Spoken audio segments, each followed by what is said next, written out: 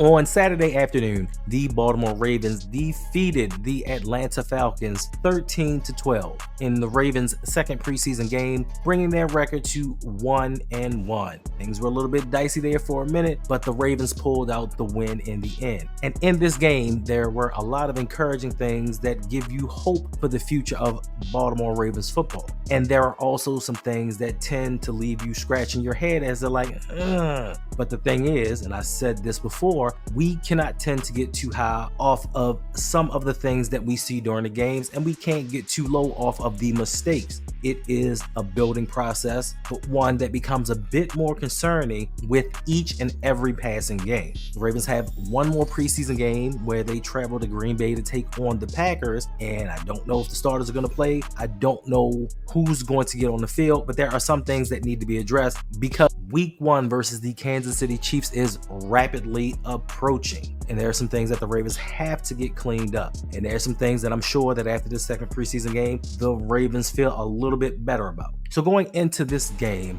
I was thinking, you know what? Last week, your boy Trenton Simpson was out there doing his thing, and I started to feel a little bit better about letting Patrick Queen leave the team because I was not sure if Trenton Simpson was ready to take on the mantle of a starting position, being that he had limited snaps last year, and I did not know if he would come in and do some of the things that Patrick Queen did. But I'm going to say, and this is not an overreaction, he showed 2 games back to back. He might be that guy to take that position. And the one thing that impresses me, no matter what he did or who he's going against, the one thing that I am extremely impressed with Trenton Simpson is his tackling. Early on in Patrick Queen's career, he had an issue bringing down ball carriers, bringing down quarterbacks. He would give them the shoulder hug and they would keep on moving. And when he goes in for the tackle, the guys go down. So that's really important to me. But the speed that man is flashing, I thought that Patrick Queen was fast. Trenton Simpson might be just a little bit faster at diagnosing plays, especially in the development of his career compared to where Queenie was during the same time. So I think that is one check mark that the Ravens can kind of scratch off in their book, that they don't have to worry about that position. But the other parts of the defense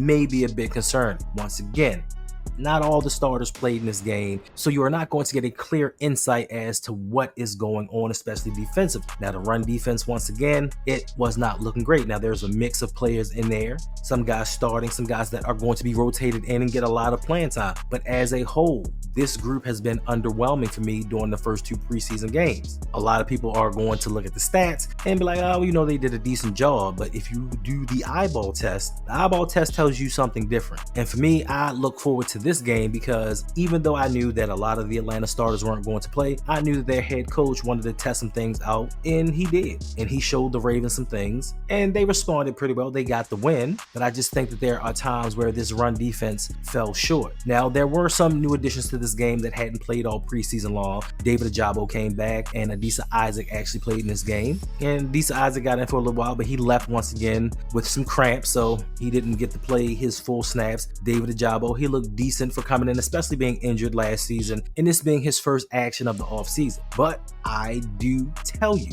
please calm down. I know how you guys love David Ajabo. I know how you want him to succeed. He is a Baltimore Raven. We all want this young man to succeed, but please stop it. Yes, he looked good out there. I'm not going to lie to you. For someone that hasn't played, he looked pretty good out there. Getting to the quarterback, he looked fluid. He didn't seem to be favoring his injury, but please stop it. People talking about, oh, he's the best pass rusher that the Ravens have. Since when? Since when? I'm not even a Dafe Owe fan, but since when? One guy has double-digit sacks in his career. One guy doesn't even have double-digit games played. Let's be for real. Stop it. Then people making videos talking about well worth the wait. We spent a 2nd-round pick on a rusher, and we waited for a decent preseason game, and that was well worth the wait. During year 3, I understand. Me personally, when I tell stories to my friends and family, I embellish. I'm not gonna hold you. There are a lot of times when I tell stories, I embellish the truth. Like, I'll make something seem more grandiose than it was, or more spectacular, more exciting. But let's be real. Well worth the wait.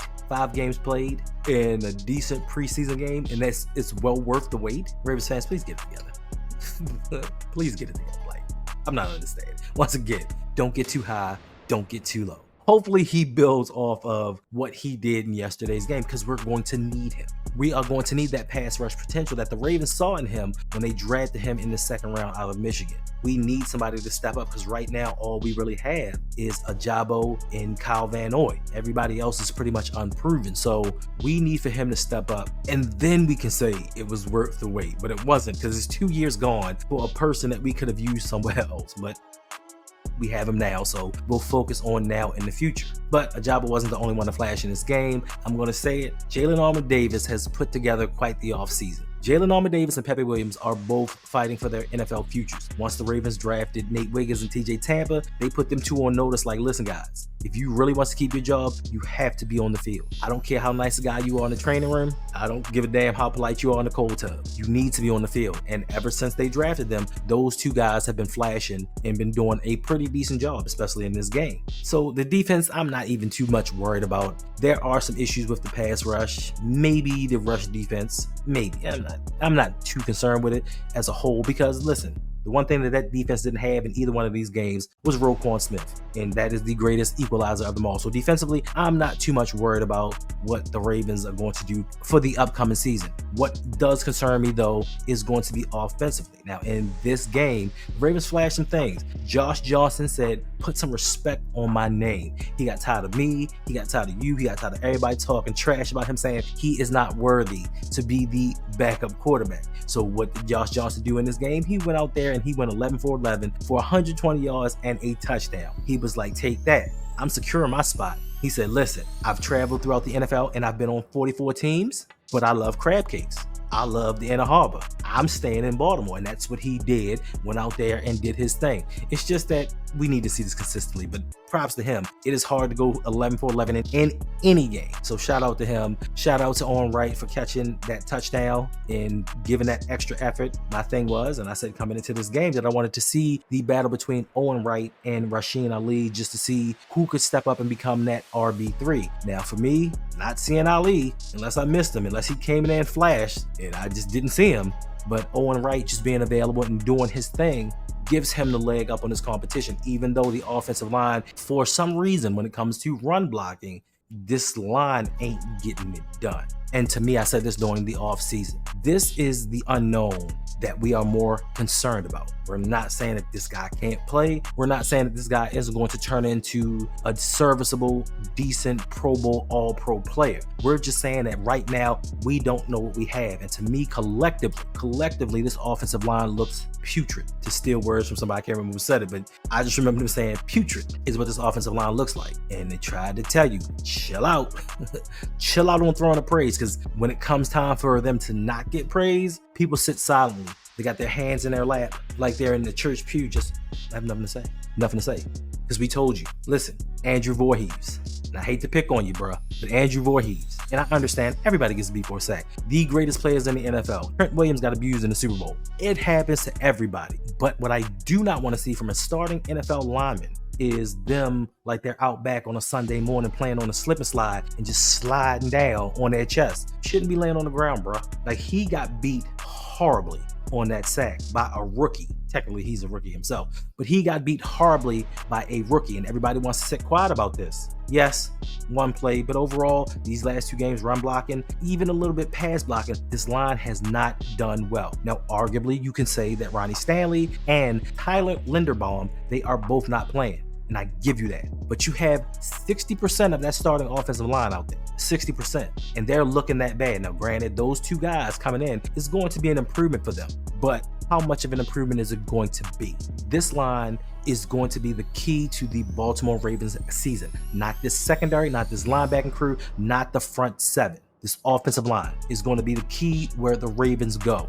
And for the Ravens to take that chance on these unproven guys, because they're looking very unproven right now. And it's like beating a dead horse, and we keep saying this, like, bruh. And I know some people are going to say, yo, wait till people get cut. Why do we got to wait for somebody to get cut? We knew that these guys were unproven at the beginning of the season. When they traded away Morgan Moses and the rest left in free agency, we knew that the guys coming in were going to be unproven, and they look that way. They don't look good, and this is going up against a lot of backups. So to combat the whole offensive line isn't there, they're not going against starters. They're not going against Chris Jones. They don't got Nick Bolton blitzing. They don't have Myles Garrett or TJ Watt. They're not going up against those caliber players. They're going up against dudes on their same level, and they're getting beat. And to me, this is the scariest portion of the Ravens season. So if something happens and they don't perform well, don't say, well, we'll get them next year, because we keep doing this. We keep saying, let's just wait for them to develop. Why do we have to wait for them to develop?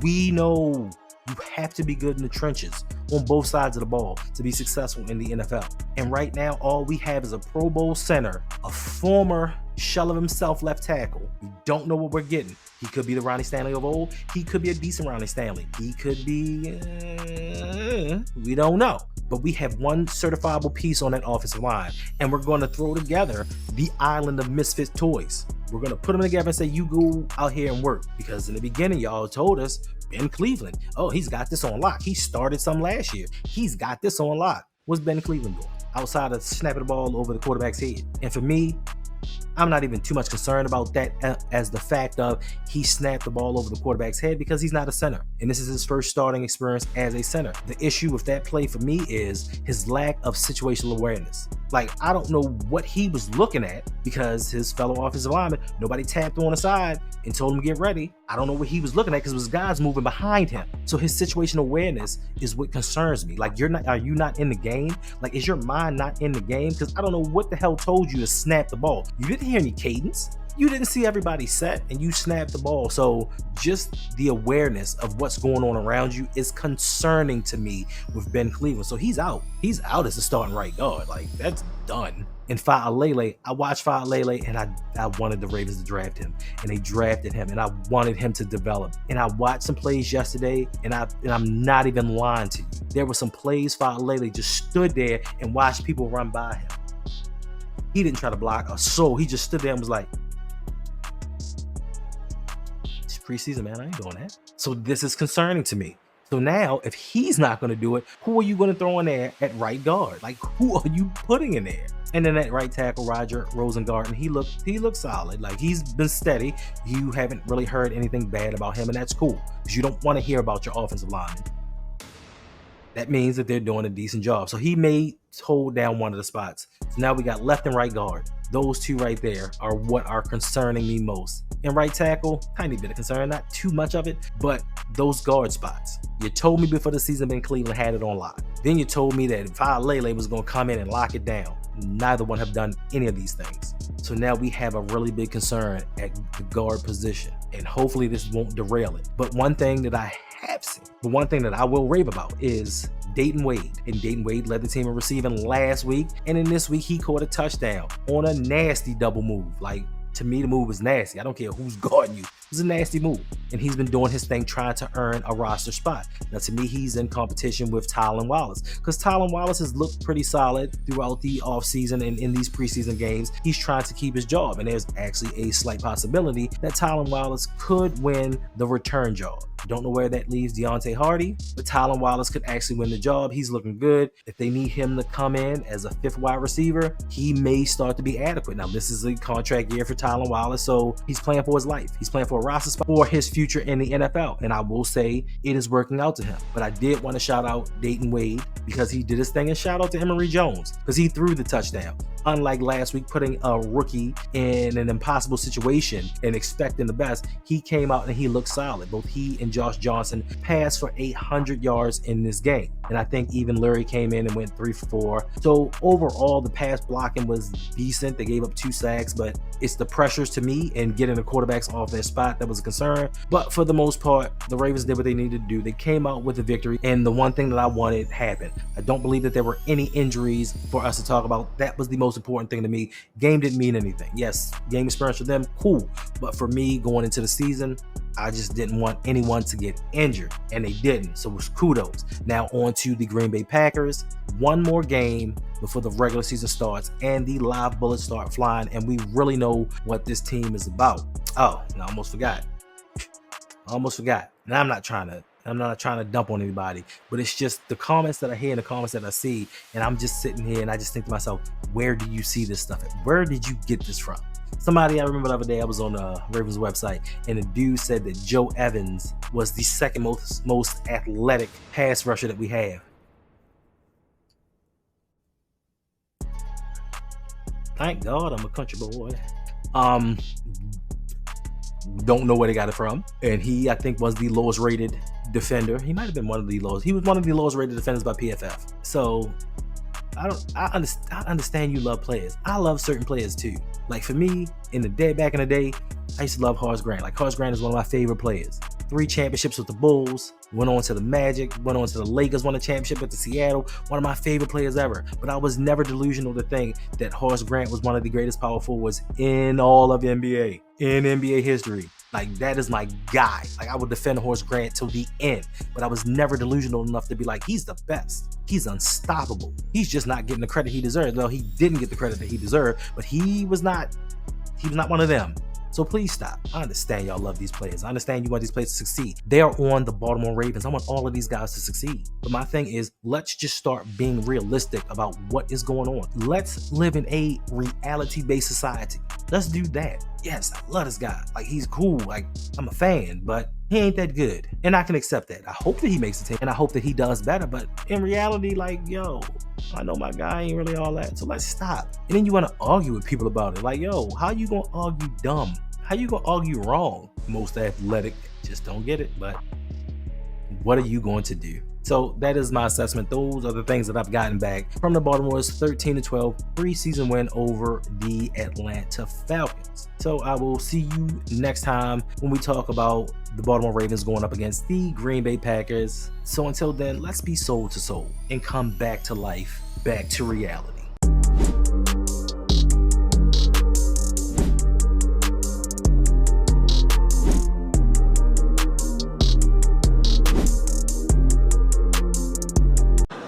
Nah, man, I'm cool.